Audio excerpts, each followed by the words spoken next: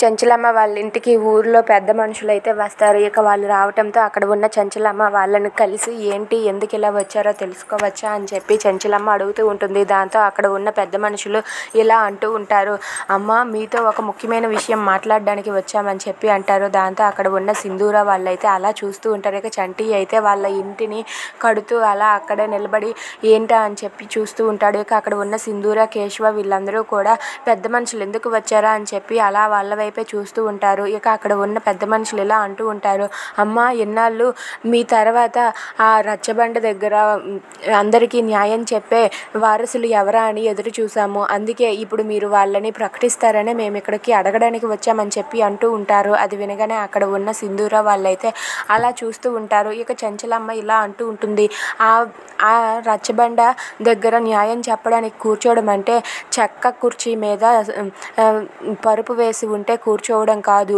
తల మీద ముళ్ళ కిరీటం పెట్టుకొని కూర్చోవడం. అది ఎవరికి చెందాలో వాళ్ళకే చెందుతుంది. నేనే రచ్చబండ ఏర్పాటు చేసి దానికి ఎవరు అర్హులో ఎవరు దాని మీద నా తర్వాత వారసులుగా కూర్చుంటారో నేనే చెప్తాను, సరేనా, నేనే రచ్చబండి ఏర్పాటు చేస్తాను, ఇక మీరు వెళ్ళొచ్చు అని చెప్పి చెంచలమ్మ అంటుంది. అది వినగానే అక్కడ ఉన్న కేశవ, సింధూర, చంటి వాళ్ళైతే అలా చూస్తూ ఉంటారు. ఇక అక్కడ ఉన్న పెద్ద మనుషులు అయితే సరేనమ్మా మీరే ఏర్పాటు చేసి మీ తర్వాత మీ వారసులు ఎవరో చెప్పండి అని చెప్పి వాళ్ళైతే అక్కడి నుండి వెళ్ళిపోతారు. దాంతో అక్కడ ఉన్న చెంచలమ్మ ఆలోచిస్తూ ఉంటుంది. ఇంతలో సింధూర కేశవతో ఇలా అంటూ ఉంటుంది, మామయ్య గారు ఆ పెద్ద మనుషుల్ని పంపించింది నేను పంపించాను కాబట్టి వాళ్ళు వచ్చారని చెప్పి అంటుంది. If you like this video please subscribe.